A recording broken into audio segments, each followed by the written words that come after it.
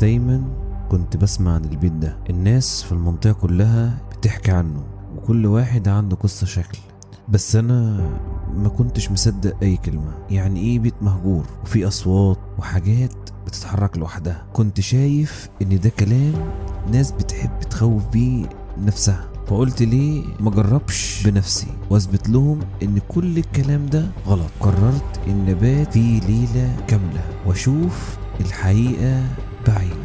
قبل ما نبدأ عايزين نوصل الفيديو ده ل1000 لايك واشترك في القناة عشان نكمل 1000 مشترك. حط سماعاتك وركز معايا علشان هنبدأ الحكاية.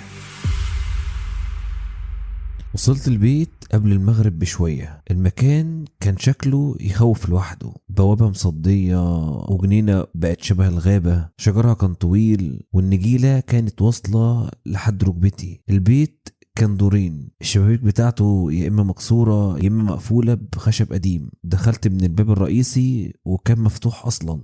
اول ما دخلت شميت ريحة غريبة، ريحة رطوبة وعفن، وده طبيعي في بيت مقفول ومهجور من سنين، بس كان في ريحة تانية مش قادر احددها.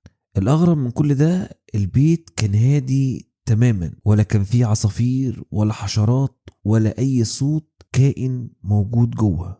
دخلت الصالة وكانت واسعة، وفي النص سلم يطلعك للدور التاني، وعلى جنب في اوضتين. الاساس كله متغطي بقماش قديم، الارضية مليانة تراب، ومع ان كل حاجة كانت ساكتة كنت حاسس ان المكان ده مش فاضي. احساس كان تقيل على صدري، مع ان زي ما قلت لكم انا مش من النوع اللي بخاف على طول. قعدت في الصالة وحطيت شنطتي، كنت جايب كشاف وشوية اكل وبطانية، وقلت هبات هنا ومش هطلع فوق. الشمس بدأت تغيب والنور ابتدى يروح، وبعد العشاء بساعة حصلت حاجة غريبة. كنت قاعد باكل وفجأة سمعت صوت من فوق، صوت خطوات، مش جري ومش مشي طبيعي، خطوات تقيلة وبطيئة. بصيت ناحية السلم، الصوت كمل شوية وبعدين وقف. قلت لنفسي يمكن قطة أو كلب دخل من الشباك، بس الصوت ده كان تقيل قوي على إنه يكون حيوان.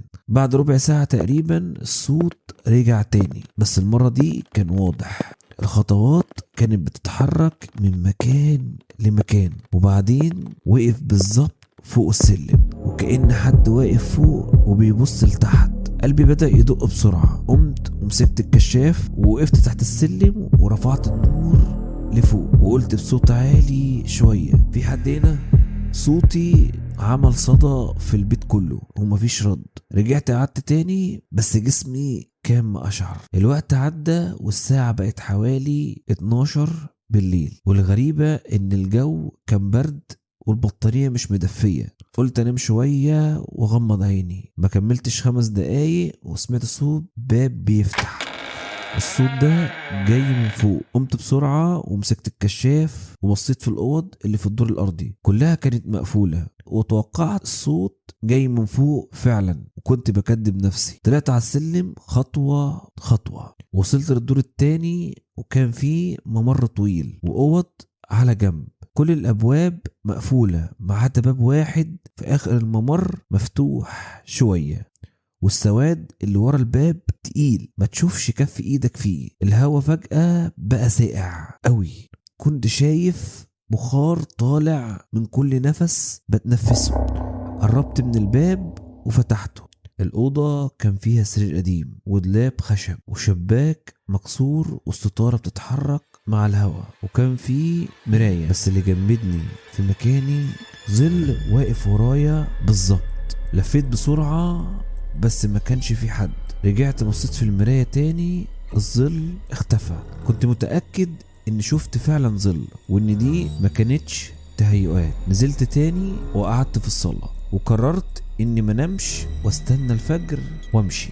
لكن الساعة دلوقتي 2 بالليل. سمعت صوت موسيقى. الصوت المرة دي كان جاي من أوضة في الدور الأرضي. مقبض الباب كان ساقع بطريقة غريبة. فتحت الباب والأوضة كانت نظيفة مترتبة، وفيها صندوق موسيقي شغال لوحده، وجنبه شمعة مولعة، وعلى السرير عروسة لعبة. فجأة الشمعة اتطفت والموسيقى وقفت. رفعت الكشاف والأوضة رجعت زي باقي البيت، تراب، مفيش عروسة لعبة ولا شمعة ولا حتى الصندوق. قفلت الباب ورجعت تاني للصالة. الساعة 3:30. سمعت ضحك أطفال من فوق، ضحك وجري، وكانوا بيلعبوا. وسمعت صوت طفلة قالت تعالى العب معانا. الصوت كان بريء بس مرعب. وبعدين الصوت ابتدى يقرب، ليه ما جتش؟ وبعدين سمعت في ودني ليه بتخاف؟ فعلا انا كنت خايف شوية، مع ان ده مش في طبيعتي. كنت قاعد شوية ساكت، ما كانش في صوت ولا حركة. وفجأة سمعت صوت جاي من المطبخ، صوت حاجة بتتجر على الأرض. مسكت الكشاف ورحت هناك، وقبل ما الحق اتحرك سمعت صوت ونفس تقيل من ورايا، نفس حد واقف في ظهري. حسيت الهوا سقع. لفيت بسرعة وشفت حاجة عمري ما انساها. ست طويلة هدومها مقطعة وشعرها سايب على وشها مش واضح، وكان في دخان كتير. ايديها كانت ممدودة ناحيتي، وسمعتها بتقول فين ولادي، فين ولادي، فين ولادي. الكشاف وقع من ايدي، النور طفى. سمعت صوت خطوات بتقرب. غمضت عيني ولما فتحتها لقيت نفسي لوحدي في الصالة، والمطبخ كان فاضي بس ريحة الحريقة لسه في الجو. جريت على الباب وطلعت بره البيت، وقعدت بره لحد الفجر. واول ما النور بدأ يطلع شفت وش الطفلة في الشباك اللي في الأوضة فوق. بصت لي ورفعت ايديها وسلمت عليا، ولما الشمس طلعت اختفت. رجعت البيت تاني يوم الصبح، مش علشان انام فيه لكن علشان اسأل الناس اللي في المنطقة. كان في واحد عجوز كان قاعد قدام البيت وكان عنده دكان قديم، وقال لي الحقيقة كاملة.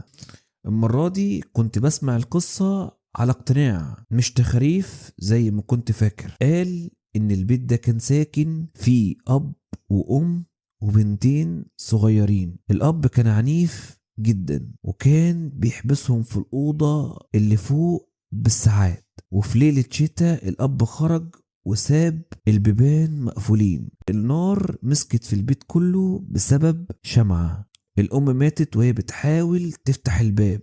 البنتين اتحبسوا في الأوضة لحد ما اتخنقوا من الدخان. ومن يومها الناس بتسمع ضحك أطفال ومزيكا في صندوق وأصوات خطوات. ساعتها فهمت ليه قالت تعالى العب معايا، وليه قالت ليه بتخاف. ومن يومها وانا لما اعدي جنب البيت ده بسمع نفس الهمسات، تعالى العب معانا.